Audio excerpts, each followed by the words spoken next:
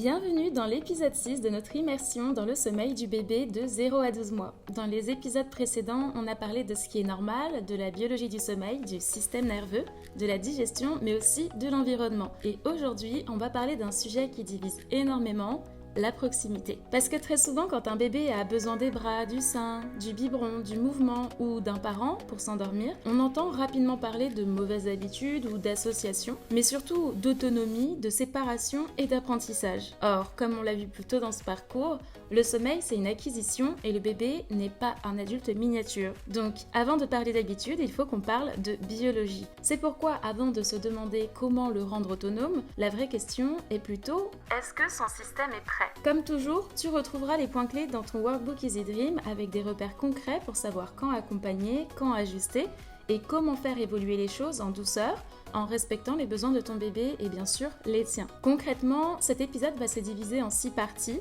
Dans la première, on va parler du besoin biologique de proximité. Dans la deuxième, du réservoir affectif et de la continuité émotionnelle. Dans la troisième, on parlera de l'endormissement accompagné, sein, biberon, bras, mouvement, etc.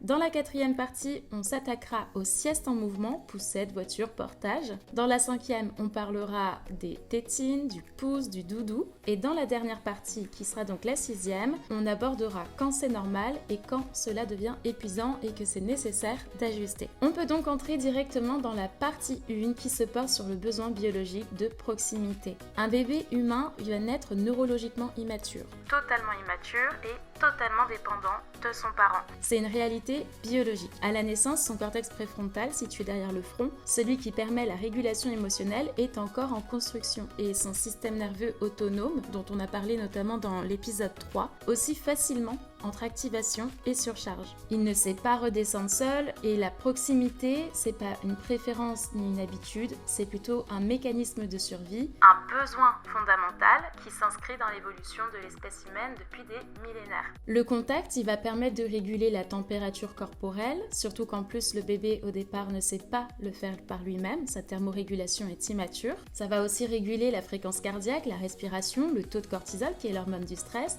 et stimuler la libération d'ocytocine et d'endorphine qui sont des hormones du bien-être et qui peuvent même atténuer les sensations de douleur. Quand tu portes ton bébé, quand tu le berces, quand tu le contiens, tu n'es pas en train de créer une dépendance. Jamais. Vraiment, il faut que tu retiennes ça. Tu es en train de réguler son système nerveux. D'ailleurs, les dernières études en neurobiologie du développement montrent que les premières années de vie, elles sont déterminantes dans la construction des circuits de régulation émotionnelle. Le cerveau du bébé, il se développe en interaction constante avec son environnement humain et ce qu'on va appeler parfois la dyade parent-enfant, c'est une réalité neurobiologique encore une fois. Le stress non régulé, il va venir activer durablement l'axe hypothalamo-hypophyso-surrénalien. C'est un mot qui est complexe, mais pour être plus clair et plus simple, la régulation répétée, le fait d'accompagner ton bébé dans ses émotions et de répondre à ses signaux, c'est ça qui va stabiliser et renforcer progressivement ces circuits d'autorégulation, d'auto-apaisement. À l'inverse, le fait de laisser bébé seul face à son stress, ça va les fragiliser. Et donc il aura plus de mal à s'autoréguler. C'est également un phénomène qui a été observé en neurosciences affectives modernes, notamment autour du nerf vague avec la théorie polyvagale. Autrement dit, la proximité, la réponse aux besoins et l'accompagnement au sommeil n'abîment pas le cerveau. Au contraire, ça va le structurer et préparer l'autonomie de la meilleure des manières. Donc pour résumer, un bébé ne devient pas autonome parce qu'on le laisse seul. Il devient autonome parce que son système nerveux a appris, grâce à la répétition de tes interventions, à redescendre. Et ça, c'est valable à 1 mois comme à 9 mois. Pour parler un petit peu plus du développement entre la naissance et 1 an, il faut savoir qu'entre 0 et 3 mois, la régulation, elle est quasiment exclusivement externe. Donc elle dépend du parent ou de l'adulte qui s'occupe du bébé. Entre 4 et 6 mois, certaines capacités commencent à émerger, mais elles restent encore fragiles. Puis, entre 6 et 9 mois, avec la permanence de l'objet décrite par Piaget notamment, le bébé comprend que le parent continue d'exister même quand il est hors de vue, mais cette prise de conscience va également rendre la séparation plus intense. Et à cette période, les réveils peuvent donc augmenter. Et enfin, vers 9-12 mois, si la sécurité interne est solide, certains bébés commencent à tolérer davantage de distance. Mais cette progression, elle n'est jamais linéaire, elle dépend surtout de la maturité neurologique, de l'environnement, de la digestion, de la santé globale et de l'état émotionnel du parent et de sa capacité à accompagner le bébé en répondant à ses besoins, à ses signaux et à ses pleurs. Et ça nous amène tout naturellement vers la partie 2, qui est celle qui porte sur le réservoir affectif et la continuité émotionnelle. On parle souvent de remplir le réservoir affectif. Et c'est pas un concept magique, mais c'est plutôt en fait une façon simple d'expliquer que le cerveau va encoder les expériences répétées de sécurité. Et chaque réponse cohérente que tu apportes, ça va construire une base interne solide. La théorie de l'attachement, qui a été développée par John Bowlby et approfondie par Mary Ainsworth, montre qu'un enfant qui bénéficie d'une base sécurisante va explorer davantage. Dans les fameuses situations étranges d'Ainsworth, les enfants qui ont un attachement sécure vont pleurer parfois au départ du parent, mais ils vont vite reprendre une exploration à son retour, parce qu'ils savent que la base est stable et qu'ils savent que leurs parents vont toujours répondre à leurs besoins, même de manière imparfaite. Et c'est là qu'on peut voir que la sécurité ne crée vraiment pas de la dépendance, mais qu'elle permet au contraire l'exploration. Et ce qui est dommage, c'est qu'on confond souvent dépendance et besoin, alors que la dépendance problématique, elle va surtout naître d'une insécurité imprévisible, c'est-à-dire avec un parent qui répond pas, qui laisse son enfant seul avec son stress, etc. Et qu'au contraire, la sécurité émotionnelle, elle, quand tu réponds aux besoins de ton enfant, que tu es présent, eh bien, ça prépare l'autonomie. Winnicott, il parlait d'ailleurs de mère suffisamment bonne, mais pas de parent parfait. Ce qui construit la sécurité, ce n'est pas de répondre parfaitement, encore une fois, à chaque micro-pleur, à chaque micro-émotion et de surprotéger, c'est plutôt d'être globalement cohérent et suffisamment présent. Et contrairement aux idées reçues, créer un sentiment de sécurité chez son enfant en répondant à ses besoins, ça ne crée pas un enfant qui reste collé à ses parents, mais un enfant sécure, capable de partir explorer le monde sans crainte. Parce qu'il sait qu'il peut revenir et qu'il sera toujours en sécurité. Ce qui crée au contraire une dépendance insécure, ça va être l'imprévisibilité, l'incohérence ou le stress chronique. Donc tu vois, la sécurité émotionnelle, c'est pas l'ennemi de l'autonomie, c'est plutôt son socle. Et comme je te disais tout à l'heure, quand on parlait de la permanence de l'objet, entre 6 et 10 mois, avec l'angoisse de séparation, les réveils peuvent augmenter. Et c'est pas un échec parental, c'est pas que tu as fait quelque chose de mal, c'est une étape de développement. Et à ce moment-là, le bébé vérifie simplement la présence parentale pour consolider sa sécurité interne. Ce n'est pas de la manipulation. À présent, on passe à la partie 3 qui porte sur l'endormissement au sein, au biberon, à bras, au bercement. Parce que c'est justement des manières d'accompagner le sommeil, de consolider la sécurité interne et de favoriser à terme l'autorégulation. S'endormir au sein, ça va activer la succion et ça va stimuler le nerf vague. Le bercement, lui, va stimuler le système vestibulaire. La chaleur corporelle régule la température, la fréquence cardiaque et la respiration. Et l'ocytocine diminue, voire contre, le cortisol. C'est un cocktail neurobiologique d'apaisement. Donc oui, bien sûr, ça fonctionne. Et la question n'est pas « est-ce que c'est bien ? Est-ce que ça crée des dépendances ?» Puisqu'on l'a vu plus tôt, ce n'est pas le cas. Mais plutôt « est-ce que c'est ce dont bébé a besoin ?» Et la réponse est un grand oui. Avant 4-6 mois, ces formes d'endormissement sont parfaitement adaptées. Après 6 mois, elles peuvent rester adaptées, en fait elles le sont toujours, mais elles peuvent aussi devenir fatigantes si le parent n'arrive plus à récupérer, et c'est là qu'il faut faire très attention au discours culpabilisant. Il n'existe aucune preuve scientifique solide montrant que l'endormissement au sein ou au bras provoque une dépendance pathologique. En revanche, on sait que la répétition d'une régulation sécurisante favorise la maturation des circuits vagaux et du mode zen, les circuits parasympathiques.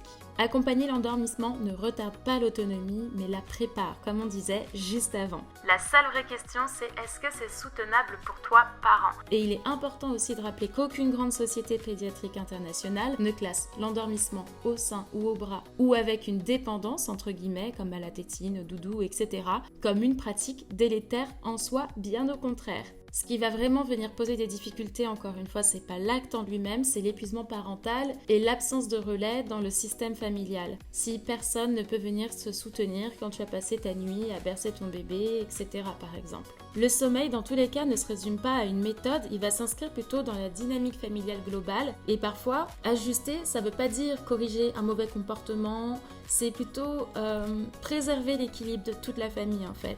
Et si un jour quelqu'un émet l'idée que c'est une mauvaise chose en soi, je te conseille vraiment de fuir parce que cette personne, elle est sur le point de te donner des infos et des conseils qui sont complètement erronés sur les besoins physiologiques de ton bébé. Donc voilà, si tu endors ton bébé au sein par exemple, encore une fois, tu ne fais rien de mal, c'est naturel et physiologique et on peut ajuster si tu ressens le besoin de le faire sans que cela crée de soucis d'attachement ou quoi que ce soit. Rassure-toi. Ce que je veux que tu retiennes vraiment, c'est que tu ne dois pas culpabiliser ou penser que tu fais mal avec ton bébé quand tu utilises ces méthodes d'endormissement, qui n'en sont pas d'ailleurs, comme on l'a dit, mais au contraire sont exactement ce dont ton bébé a besoin. Et si tu le fais instinctivement, c'est encore plus la preuve que c'est normal parce que ton corps, ton cerveau sait ce qu'il y a de mieux pour ton bébé. Maintenant, ce que je te propose, c'est de passer à la partie 4 qui est un petit focus sur les siestes en mouvement. Le mouvement, il va stimuler le système vestibulaire qui influence directement l'état d'alerte dans le cerveau. Et un mouvement qui est doux et rythmé va favoriser la descente en pression, la détente,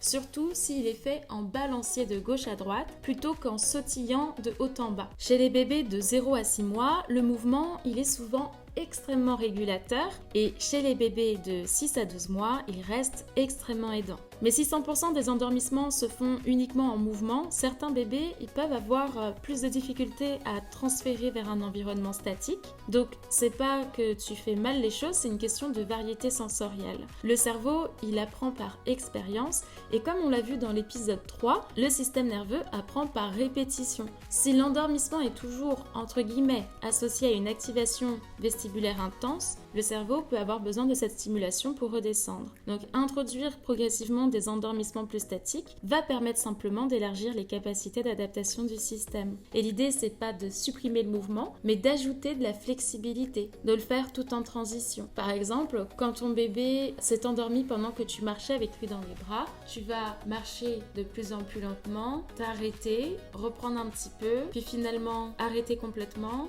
t'asseoir et ensuite essayer une transition vers son lit par exemple, de manière à apprendre progressivement à son cerveau qui peut dormir même quand ça ne bouge pas, que c'est sécure. Autre point très important à aborder, c'est la tétine, le pouce et le doudou qui sont le sujet de la partie 5 qu'on entame tout de suite. La succion non nutritive, elle stimule le système parasympathique qui est donc le mode zen et il faut savoir que la tétine elle est associée à une réduction du risque de mort inattendue du nourrisson dans les premiers mois puisqu'elle permettrait une meilleure respiration. Mais vers 6-8 mois, si bébé ne sait pas la replacer seule, elle peut devenir une source de micro-réveil. Tandis que le pouce, lui, il est plus autonome, bébé sait le trouver, le mettre dans sa bouche, mais ça peut être plus difficile d'accompagner ensuite le sevrage. Concernant le doudou, Winnicott, encore une fois, cette figure-là, parlait d'objet transitionnel. Il n'est pas là pour remplacer le parent, c'est vraiment plus une continuité, un pont entre présence et absence qui permet au bébé de mieux gérer la séparation.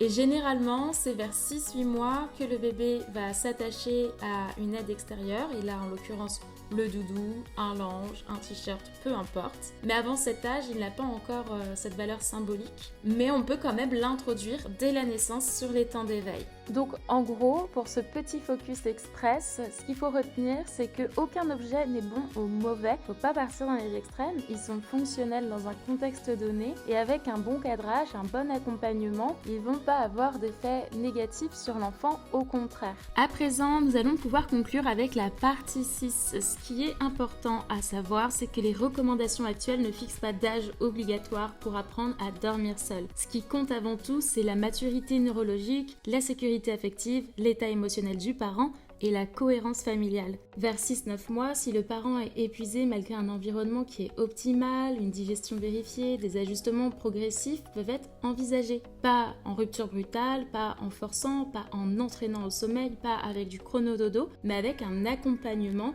de l'évolution naturelle du bébé. Ce qui est physiologique à 2 mois peut devenir réellement épuisant à 10 et c'est tout à fait normal. C'est probablement encore adapté si le parent se sent capable, si les réveils sont cohérents avec l'âge, que le bébé récupère bien, mais ça mérite un ajustement dès que le parent commence à se sentir à bout, que les tensions dans la structure familiale augmentent et que l'accompagnement au sommeil commence à générer un stress. Dans tous les cas, l'évolution, elle se fait toujours par micro-ajustements en réduisant progressivement l'intensité du bercement, de l'accompagnement. On peut tout à fait introduire une présence moins active sans laisser pleurer, dissocier progressivement la succion et l'endormissement, et il y a plein d'autres choses qu'on peut faire, comme notamment apprendre en journée certaines autres stratégies que le bébé pourra appliquer le soir. Et encore une fois, l'autonomie ne veut pas dire isolement ni absence de réponse. Cela signifie plutôt que le bébé va progressivement intégrer des repères internes de sécurité qui lui permettront de mieux tolérer les séparations. Et cette construction, elle s'accompagne.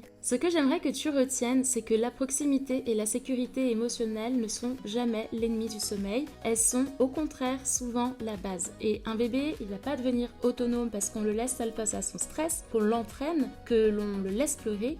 Parce que tout ça, c'est contre sa physiologie. Il va plutôt devenir autonome parce que son système nerveux a appris, grâce à la répétition, à redescendre, mais surtout, il a appris qu'il était en sécurité. Et le sommeil entre la naissance et 1 an ne va pas s'enseigner, il se construit avec l'aide du parent ou de la figure d'attachement, peu importe de qui il s'agit, si par exemple en journée c'est avec la nounou. Si tu accompagnes ton bébé au bras, au sein, au biberon ou en portage, tu n'es pas en train de mal faire. Tu réponds à un besoin développemental, physiologique, neurobiologique et c'est exactement ce dont ton bébé a besoin. La seule chose qui va vraiment compter, c'est que cet accompagnement il soit soutenable pour toi et sécurisant pour lui. Cet épisode touche maintenant à sa fin. Merci de m'avoir écouté jusqu'ici. Laisse un commentaire, un avis, une note, un j'aime pour montrer à l'algorithme que mes épisodes de podcast t'aident et sont utiles. Ça m'aidera à faire connaître ce podcast auprès de plus de familles pour les aider à retrouver un sommeil plus serein. Je te dis à tout de suite dans le prochain module.